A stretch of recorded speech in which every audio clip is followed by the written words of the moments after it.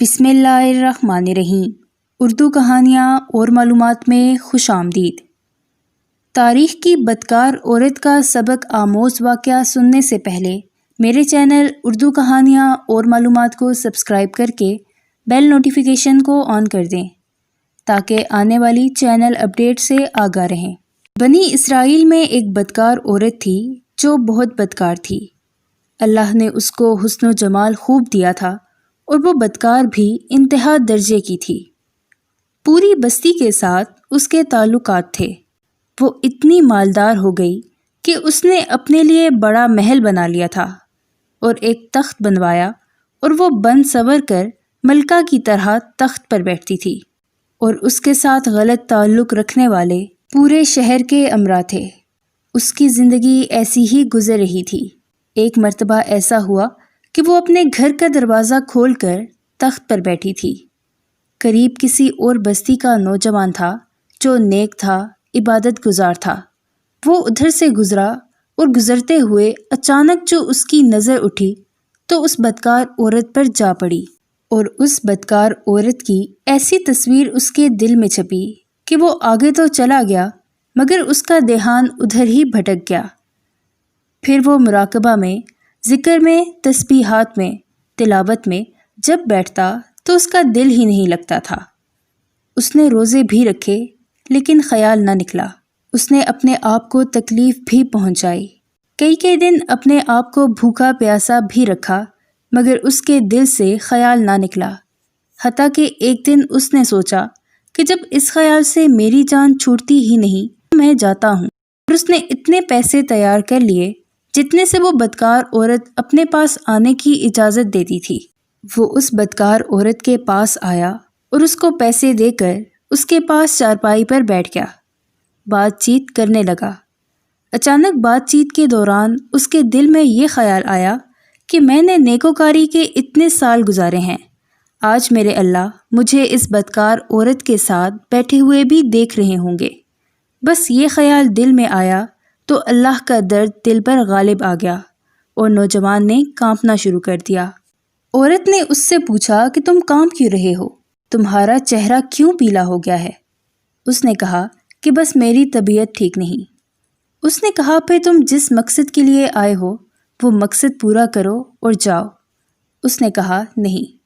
وہ بڑی حیران ہوئی کہ آج تک میں نے اپنی زندگی میں کوئی ایسا مرد نہیں دیکھا جو میرے قریب اس طرح چارپائی پر آ بیٹھے اور پھر برائی کیے بغیر چلا جائے۔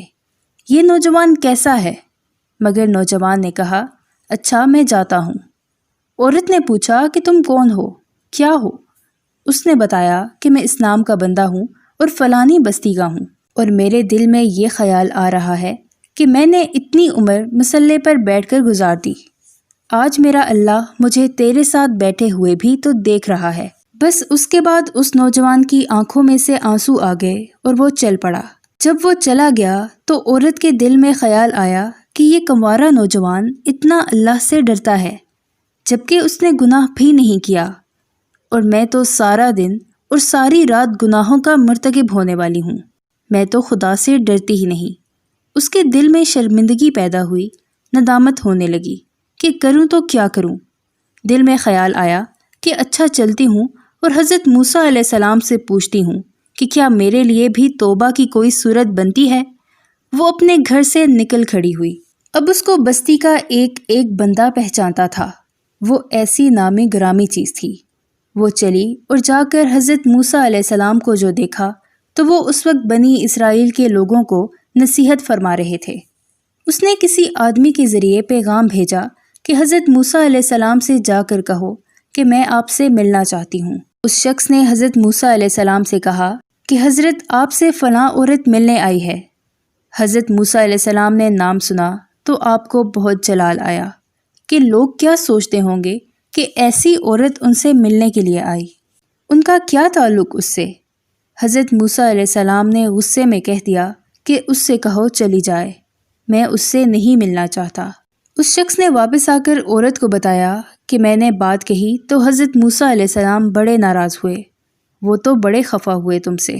وہ عورت ڈر گئی اور اس نے کہا کہ میری بدکاریاں ایسی ہیں کہ اللہ مجھ سے پہلے ناراض تھا اور اب اللہ کا نبی بھی مجھ سے بات نہیں کرنا چاہتا۔ میرے لیے تو اب دنیا میں ٹھکانہ کوئی نہیں۔ بڑے اداس اور بوجھل قدموں کے ساتھ وہ وہاں سے واپس آئی اور اسے سمجھ نہیں آ رہی تھی کہ وہ کیا کرے۔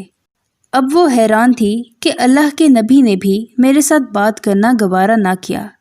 میں اتنی گری ہوئی چیز ہوں کہ وہ بات کرنا بھی نہیں چاہتے۔ چنانچہ وہ گھر آئی اور اس نے گھر کی کنڈی لگائی۔ اس نے اپنے کسی بڑے سے سنا ہوا تھا کہ بندہ جب اپنے رب کو منانا چاہے تو اس کو چاہیے کہ وہ اس کے سامنے سجدہ کرے۔ چنانچہ اسے اور کوئی طریقہ آتا نہیں تھا۔ گھر کی کنڈی لگا کر ایک جگہ اس نے اللہ کے سامنے سجدہ کیا۔ اسے پوری دنیا میں اور کوئی نجات کا راستہ نظر نہیں آ رہا تھا۔ پھر اللہ کی شان دیکھیے، اس نے رات گزاری۔ اگلے دن اس کے دل میں خیال آیا کہ میں عورت ذات ہوں، اکیلی مکان میں رہتی ہوں، ایک میری خادمہ ہے، تو میں اگر نیت کر بھی لوں تو جتنے لوگوں نے میرے ساتھ بدکاریاں کی ہیں وہ تو مجھے اس میں نہیں رہنے دیں گے، تو بہتر یہ ہے کہ میں اس جگہ کو چھوڑ کر چلی جاؤں۔ تبھی اس نے فیصلہ کر لیا کہ میں یہاں سے چلی جاتی ہوں۔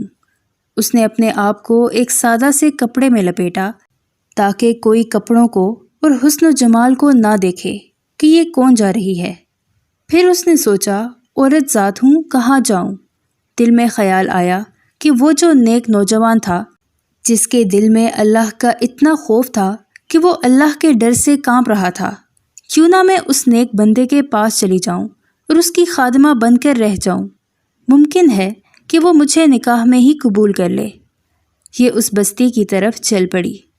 چنانچہ ڈھونڈتے ہوئے یہ اس بستی میں اس کے گھر پہنچی اور گھر والوں سے کہا کہ میں فلاں بندے سے ملنے کے لیے آئی ہوں۔ تو انہوں نے کہا کہ اس کا ذکر و عبادت کا معمول ہے اور وہ کمرے سے اتنے بجے نکلتا ہے، تم انتظار کر لو۔ چنانچہ اس نے کہا، بہت اچھا۔ عورت انتظار میں بیٹھ گئی۔ جب انتظار کرنے بیٹھی ہوئی تھی تو اچانک اس نوجوان نے دروازہ کھولا اور اس کی نظر اس عورت پر پڑی۔ جب نوجوان نے عورت کا چہرہ دیکھا تو اس کو اپنا وہ وقت یاد آ گیا کہ وہ کون سا وقت تھا۔ میں اپنے مسلح کو چھوڑ کر بالآخر اس کی چارپائی پر جا بیٹھا تھا۔ تو اس نوجوان کے دل پر خوف طاری ہو گیا کہ کہیں یہ میرا ایمان خراب کرنے تو یہاں نہیں آ گئی۔ میں نے تو اتنی مشکل سے اس کا تصور ذہن سے نکالا تھا۔ تو نوجوان پر اتنا خوف طاری ہوا کہ وہ وہیں پر گرا اور اس کی جان ہی چلی گئی۔ اب اس کی وفات پر گھر والے بھی رنجیدہ اور اس عورت کو بڑا ہی غم تھا۔ خیر 3 دن کے بعد اس عورت نے اس کے گھر والوں کو بتایا کہ میں تو اس نیت سے آئی تھی۔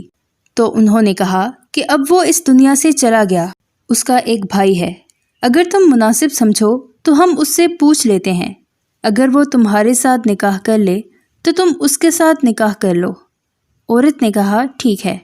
جب بھائی سے پتہ کیا تو اس نے کہا، ٹھیک ہے، اگر پہلے یہ ایسی عورت رہی ہے اور اب توبہ کی نیت کر چکی ہے تو میں اس کو اپنے نکاح میں قبول کر لوں گا۔ چنانچہ اس عورت کا اس کے بھائی کے ساتھ نکاح ہوا اور اس عورت کو اللہ تعالیٰ نے 7 بیٹے عطا فرمائے اور وہ 7 بیٹے بنی اسرائیل کے اولیاء میں سے گزرے۔ ایسی بدکار عورت بھی اگر توبہ کرتی ہے تو اللہ تعالیٰ اسے 7 ولیوں کی ماں بنا دیتے ہیں۔ وہ مولا کتنا کریم ہے۔